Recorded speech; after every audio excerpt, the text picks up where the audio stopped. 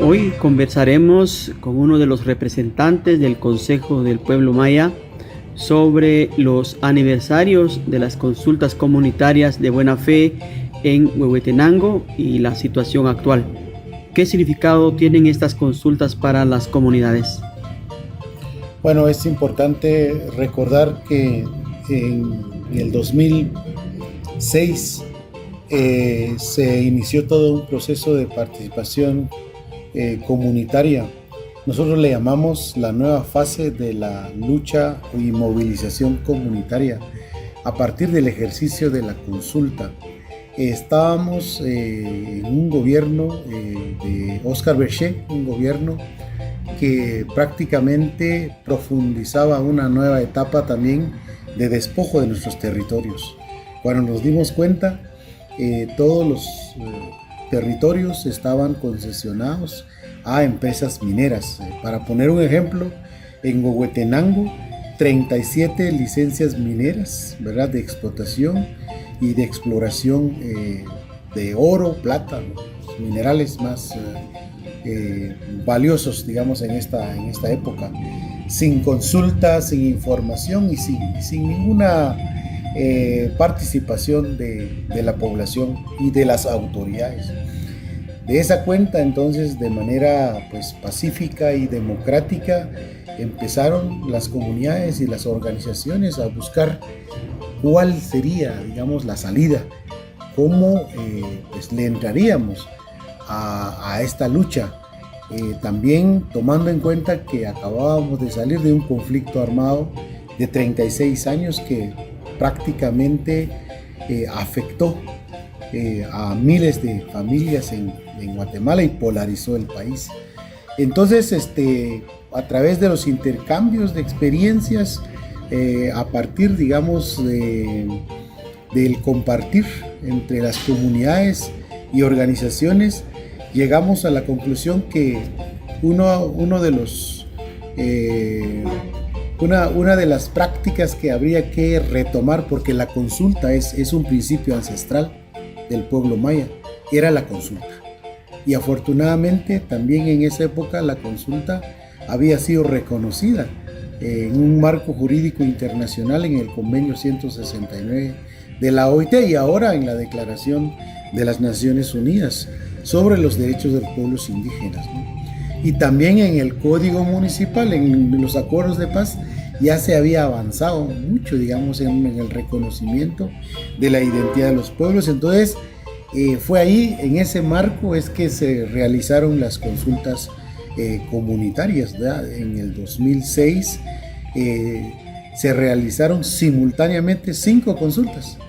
5 consultas, la consulta de Colotenango, la consulta de Concepción Huixta, Todos Santos, Santiago Chimaltenango y San Juan Atitán.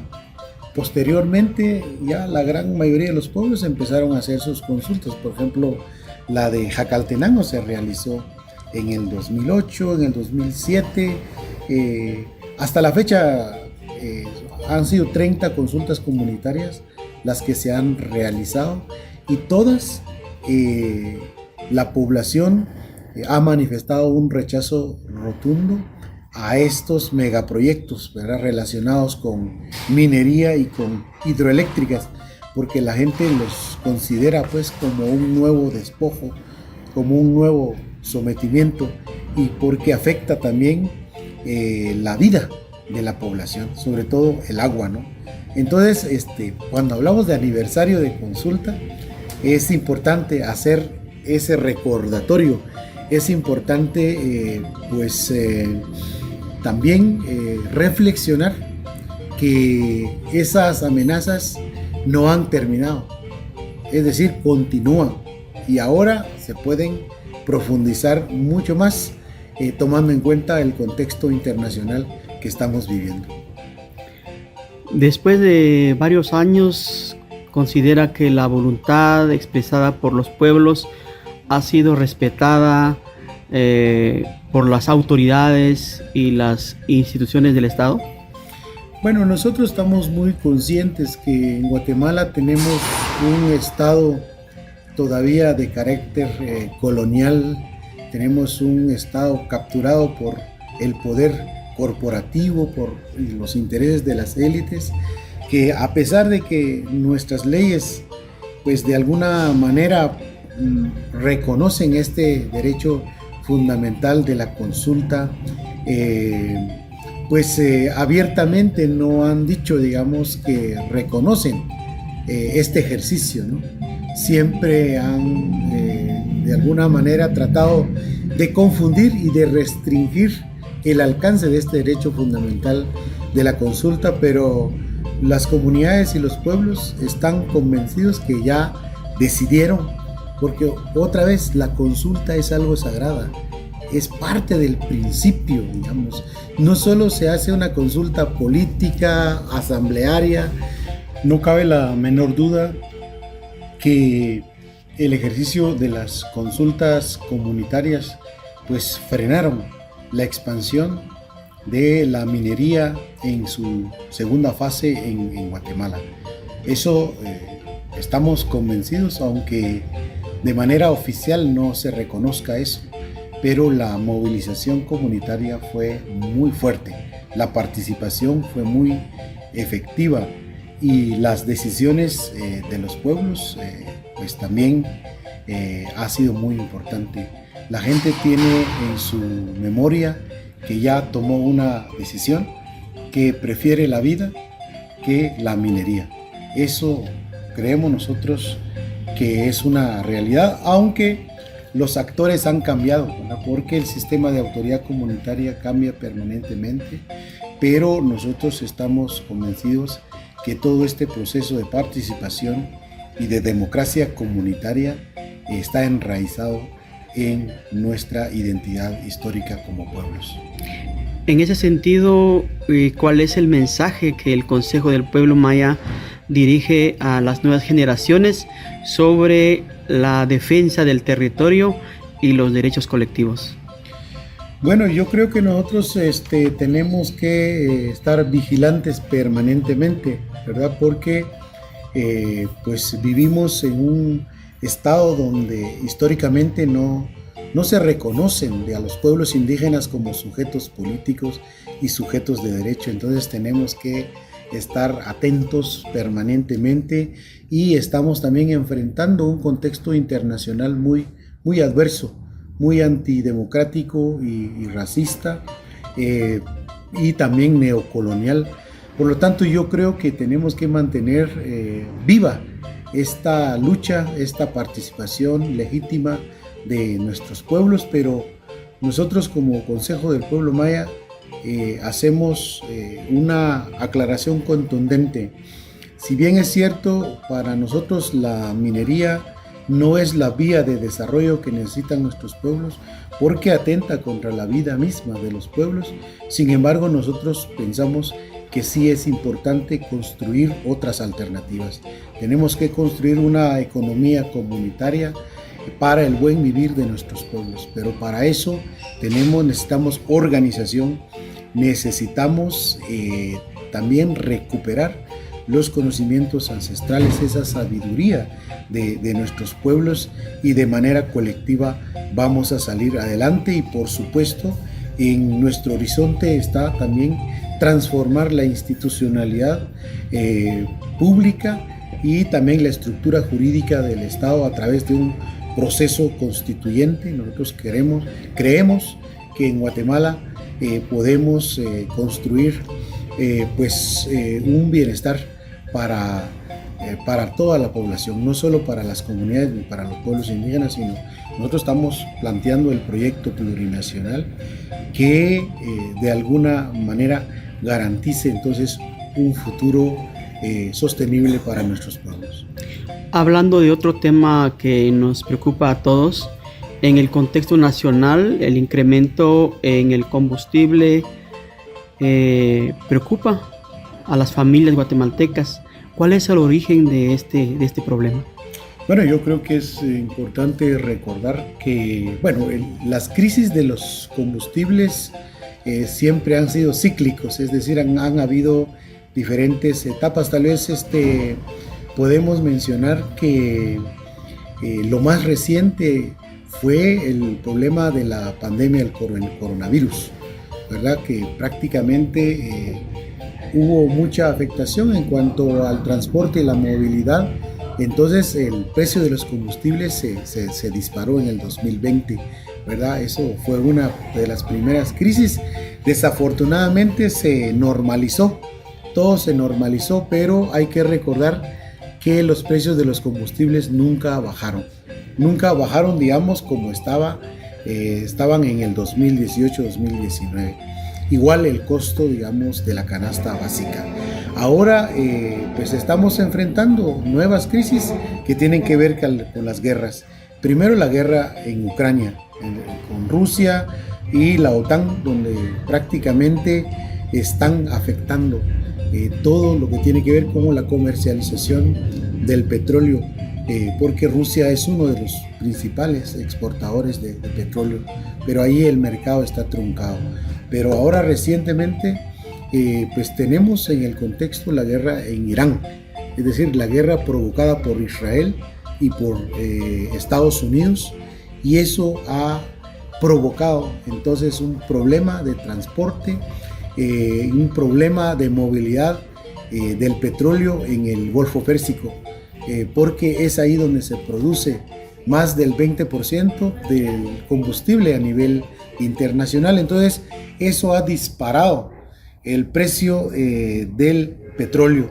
Entonces es importante señalar y aclarar que esta crisis de los combustibles no es un problema de país, ni siquiera un problema de la región centroamericana, sino que es un problema internacional, es un problema provocado debido a las disputas geopolíticas que hay en el mundo.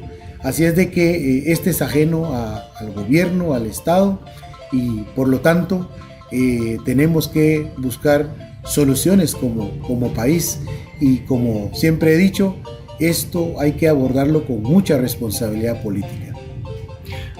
¿Cómo está impactando el alto costo de los combustibles en las comunidades, especialmente las indígenas y rurales? Bueno, como nosotros somos el último eslabón, digamos, de toda esta cadena de producción, y hay que reconocer que hasta el momento el petróleo es clave, el petróleo es como el eje fundamental, ¿verdad?, de la sostenibilidad de todo este proceso. Entonces, cuando sube el combustible, sube el transporte, ¿verdad? Y si sube el transporte, sube el precio de la canasta básica. Y entonces las comunidades más alejadas son las que sufren más estas consecuencias, porque el alto costo, digamos, del combustible es mucho mayor. Y eso ya se está sintiendo y lo hemos sentido desde hace rato. No es esto del combustible, no es nuevo, ¿verdad? Entonces hemos visto cómo el costo, digamos, de los productos se han triplicado en estos últimos años, ¿verdad? Desde la pandemia para acá hemos sufrido realmente cambios fundamentales en la economía. Por lo tanto, yo creo que eso perjudica y afecta la calidad de vida de la población, porque el dinero ya no vale, ¿verdad? Ha habido, digamos, mucha inflación, y sin embargo los ingresos para la población, para las comunidades, son cada vez menos. Entonces, y esto de alguna manera nos coloca en un escenario de crisis económica, de crisis social y también de crisis política. ¿Cuál es la postura del Consejo del Pueblo Maya frente a esta problemática y qué acciones considera necesarias para proteger la economía de la población? Bueno, yo creo que hay que pensar en medidas a corto, mediano y largo plazo, ¿no? Las medidas a corto plazo, pues necesariamente creo que el Estado tiene que de alguna manera buscar la forma como subsidiar, ¿verdad?, el costo, ¿va?, para que no haya un colapso de país, ¿no? Porque estamos en eso, estamos a punto, digamos, de colapsar como país. Se tiene que buscar esos mecanismos Pero nosotros pensamos que a corto plazo también el Congreso de la República tiene que aprobar inmediatamente una ley de control de precios. Tiene que haber un proceso de tope, porque imagínense ustedes, puede llegar, digamos, el galón de combustible hasta 50, 100 quetzales. Eso va a ser insostenible. Entonces, si nosotros consideramos también que debe haber una ley que prácticamente judicialice la especulación de precios, el acaparamiento, ¿verdad?, en tiempos de crisis, porque eso sucede y hay muchas personas que pues han triplicado su riqueza, sobre todo las grandes élites empresariales, son los que han sido los grandes ganadores en tiempos de crisis. Entonces, nosotros creemos que eso es importante y hay que cambiar la legislación. También creemos nosotros, esto sí es un llamado a la población en general, tenemos que pensar, tenemos que cambiar este régimen político, porque si nosotros recordamos, desde la época de Álvaro Arzú se han venido cambiando las leyes y ajustando las instituciones para favorecer, ¿verdad?, los intereses de las grandes empresas y de las grandes corporaciones. En este momento ellos son los que controlan el mercado, ¿verdad? El gobierno, el Estado solo están como espectadores de este proceso. Entonces se le ha entregado todo el poder a las empresas, por lo tanto eso tiene que cambiar. ¿Se recuerdan ustedes? Ellos nos dijeron que en nombre de la globalización y el libre comercio el país fue cediendo y se fue sometiendo, digamos, a los intereses del poder corporativo. Ahora hay un nuevo orden mundial, las cosas están cambiando. Miren, el mismo país que nos dijo que abriéramos nuestra frontera ahora ha cerrado su frontera, está echando, digamos, a nuestros paisanos y también está imponiendo aranceles a todo el mundo. Entonces es urgente que tengamos diputados y diputadas, un Congreso, digamos, soberanista, un Congreso que vele por la soberanía y también que vele por los intereses de las grandes mayorías y no solo de las élites que históricamente han explotado y han sometido a nuestro país. Finalmente, ¿qué llamado hacen a las autoridades y a la ciudadanía en este aniversario de las consultas de buena fe y ante los desafíos que enfrenta el país? Bueno, yo creo que es muy oportuno levantarnos, ¿verdad?, despertarnos como pueblo, porque también ha habido mucha indiferencia, ¿verdad? Ha habido mucha apatía y construir mucha ciudadanía. Necesitamos más ciudadanía activa, propositiva, ¿verdad? Yo creo que esta crisis nos tiene que movilizar de nuevo en el buen sentido de la palabra para contribuir y sacar adelante este país, ¿verdad? Estamos ahora enfrentando una situación muy complicada, mucha desinformación en las redes sociales. Hay que tener mucho cuidado, tenemos que tener una capacidad de autocrítica, porque hay mucha basura, hay mucha mentira, hay mucha desinformación pagada por los mismos que someten a nuestros pueblos. Entonces, lo más que tenemos que hacer es unirnos, trabajar colectivamente para sacar adelante este país. Yo creo que tenemos mucho futuro, siempre y cuando tenemos que abrir los ojos y tenemos que caminar juntos. Muchas gracias.